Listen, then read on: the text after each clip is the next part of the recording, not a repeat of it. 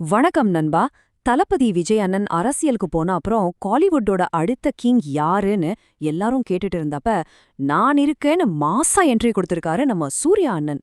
கருப்பு படத்தோட FTFS முடிஞ்சு வெளிய வரப்ப ரசிகர்கள் மத்தியில அப்படி ஒரு வெறி, அப்படி ஒரு பிரம்மாண்டமான ஹைப். உண்மையிலேயே படம் அந்த அளவுக்கு தரமா இருக்கா? மக்கள் ஏன் இத தி அல்டிமேட் கம்பேக்னு சொல்றாங்க? வாங்க இன்னைக்கு இத தெளிவா ஆராயலாம். கங்குவா சரியா போலனாலோ கருப்பு படத்தோட கலெக்ஷன் இருக்கே பாஸ், வேற லெவல் அது. முதல் நாள் 30 கோடி, 2வது நாள் 40 கோடி, 3வது நாள் 50 கோடி. ஜஸ்ட் 3 நாள்ல 100 கோடி கிராஸ் பண்ணிருச்சு ப்ரோ. இதுதான் இதுதான் உண்மையான கம்பேக். கங்குவா படத்தோட டோட்டல் லைஃப் டைம் டிக்கெட் சேல்ஸ நம்ம கருப்பு வெறும் 1.5 நாள்ல அசால்ட்டா தின்கி சாப்பிட்டுருச்சுன்னு பாக்ஸ் ஆஃபீஸ் ட்ராக்கர்ஸ் எல்லாம் அசந்து போய் பாக்குறாங்க. இந்த படத்தோட வெற்றி ஒரு பெரிய உண்மைய தெளிவாக்கிருச்சு. ஒரு மாஸ் ஹிட் கொடுக்க டைரக்டர் கிறிஸ்டோபர் நோலனாக வேண்டிய அவசியமே இல்ல பாஸ். ரொம்ப காம்ப்ளெக்ஸான கதை, புரியாத திரைக்கதை எல்லாம் தேவையில்லை. ஃபேன்ஸை எப்படி குஷிப்படுத்தணும்னு தெரிஞ்சா போதும், மேஜிக் அதுவே நடக்கும். ரசிகர்கள் என்ன எதிர்பார்க்கறாங்கன்னு தெளிவா புரிஞ்சுக்கிட்டு அந்த பியோர் ஃபேன் சர்வீஸை சரியான அளவுல கொடுத்து தியேட்டர்ஸை ஒரு திருவிழா ஆக்கிட்டாங்க. போஸ்டரை பார்த்து இது ஏதோ சாதாரண மசாலா படம்னு தப்பு கணக்கு போட்றாதீங்க. இதுல ஒரு டீப்பான 2-in-1 எக்ஸ்பீரியன்ஸ் இருக்கு. உள்ள பாத்தீங்கன்னா கண்டாரா மாதிரி ஒரு ஆழ்மான டிவோஷன், அந்த கடவுள் நம்பிக்கை இருக்கு. அதே சமயம் புஷ்பா 2 மாதிரி ஒரு வைல்டான வெறித்தனமான மாஸ் கிளைமேக்ஸும் இருக்கு. இந்த பக்தியும் மாஸும் ஒன்னா சேரும்போது ரசிகர்களுக்கு கிடைக்கிற அந்த எக்ஸ்பீரியன்ஸ் அது சுத்தமா வார்த்தைகளால சொல்ல முடியாது. படத்தோட கோர் பிளாட் என்ன தெரியுமா? நம்ம மக்களுக்கு அந்நியாயமும் உச்சத்தை தொடும்போது கடவுளே நேரடியாக பூமிக்கு மனுஷன் ரூபத்துல வந்து கேச வாதாடினா எப்படி இருக்கும்? இதுதான் கருப்பு. ஆனா இதுல ஒரு ட்விஸ்ட் இருக்கு. கடவுள் மனிதனாக வந்த பிறகு அவருக்கே ஒரு உண்மை புரியுது. மனிதர்கள் மட்டியில் உண்மையை நிரூபிக்க வெறும் அதிசயங்கள், அந்த மிரக்கிள்ஸ் மட்டும் போதாது. யுக்திகள், ஆதாரங்கள், மைண்ட் கேம்ஸ் தான் தேவைன்னு தெளிவா காட்டியிருக்காங்க. இந்த பிளாட்குள்ள ஆக்ஷன், சூப்பர் பவர்ஸ், ஏமாற்று வேலை, லஞ்சம், அப்புறம் ஒரு மறைமுகமான கொலைன்னு ஏகச்சக்க பரபரப்பு எலிமெண்ட்ஸ் இருக்கு. ஆனா இதெல்லாம் விட என்ன ஹைலைட் தெரியுமா? நம்ம தமிழ் சினிமா ரசிகர்களுக்கு ரொம்ப நெருக்கமான அந்த ஃபேமிலி காட் கல்ச்சர், அதாவது நம்ம குலதெய்வம் கான்செப்ட ரொம்ப தெளிவா உணர்வு பூர்வமா படத்துல கொண்டு வந்திருக்காங்க.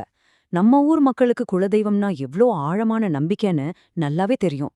அத ஆக்ஷனோட இணைக்கும்போது மக்கள் அப்படியே ரிலேட் பண்ணிக்கிட்டாங்க. இங்கேதான் படத்தோட தி அல்டிமேட் வில்லன் உள்ள வரார்ப்ல. யார் தெரியுமா? படத்தோட டைரக்டரே தான். அவரோட நடிப்பு எவ்வளோ பெர்ஃபெக்ட்டா இருக்குன்னா, படம் பார்க்கும்போது நமக்கே அவர் மேல ஒரு காண்டு வரும். நாமே அவரை வெறுக்கும் அளவுக்கு ஸ்கிரீன்ல தீயா வேலை செஞ்சிருக்காரு. ஒரு இயக்குனராக மட்டும் இல்லாம ஒரு கொடூரமான வில்லனாக அவரோட அந்த ஸ்கிரீன் பிரசன்ஸ் தான் படத்தோட பெரிய பலம்னு FDFS ரசிகர்கள் தெளிவா சொல்றாங்க. பாஸ், இன்டர்வல் பிளாக் சான்ஸே இல்ல. 2026 பெஸ்ட் இன்டர்வல் இதுதான பப்ளிக் தெளிவா முடிவு பண்ணிட்டாங்க. அந்த காட்சியில நம்ம லியோ படத்தோட சாக்லேட் காஃபி ரெஃபரன்ஸை எப்படி கிரியேட்டிவா யூஸ் பண்ணிருக்காங்க தெரியுமா? ஆஹா, தியேட்டர் பூரா தளபதி விஜய் ஃபேன்ஸும் நம்ம சூர்யானன் ஃபேன்ஸும் ஒன்னா கூடி கத்தி கத்தி தொண்டை தண்ணி வதிதிடுச்சு ப்ரோ. அந்த கிராஸ் ஓவர் மூமெண்ட் தியேட்டர் அப்படியே ஒரு எக்ஸ்ப்ளோசிவ் மோடுக்கு மாத்திருச்சு. ஓகே, நம்ம ஹைப்ல இருந்து கொஞ்சம் வெளியே வந்து பிராக்டிக்கலா பேசலாம். படத்துல டெக்னிக்கல் குறைகளும் இருக்கு. VFX கொஞ்சம் வீக்கா தான் இருக்கு. த்ரிஷாவோட ஆக்டிங் பெருசா ஒர்க் அவுட் ஆகல. கதையின் நகர்வு தெளிவா கெஸ் பண்ற மாதிரி தான் இருக்கு. மற்றும் லாஜிக்னு பார்த்தா சில இடங்கள்ல 0. இந்த ஃப்ளாஸ் எல்லாம் இருக்குங்கிறத நம்ம ஆப்ஜெக்டிவா ஒத்துக்கிட்டு தான் ஆகணும். ஆனா நிஜத்தை சொல்லும்னா இந்த குறைகள் எதுவுமே படத்தோட ஆன் ஸ்கிரீன் மேஜிக்க பெருசா பாதிக்கல. ஏன் தெரியுமா பாதிக்கல? செகண்ட் ஹாஃப்ல படத்தோட மொட்டோவே வேற. லாஜிக் டவுன், மேஜிக் அப். செகண்ட் ஹாஃப் ஆரம்பிச்ச உடனே காமன் சென்ஸ் மற்றும் லாஜிக்கை அப்படியே தூக்கி ஓரமா வச்சுட்டு பியோர் சினிமேட்டிக் செலிப்ரேஷனுக்குள்ள படம் என்டர் ஆகிடும். அந்த ஆக்ஷன் சீன்ஸ்ல காட் ஆங்கிளை யூஸ் பண்ணிருக்க விதம் இருக்கு. படத்தோட எனர்ஜியை நெக்ஸ்ட் லெவலுக்கு கொண்டு போகுது. தர்க்கம், லாஜிக் இதெல்லாம் தாண்டி படம் முழுக்க ஒரு பியோர் திருவிழா மாதிரி மாறிடுது.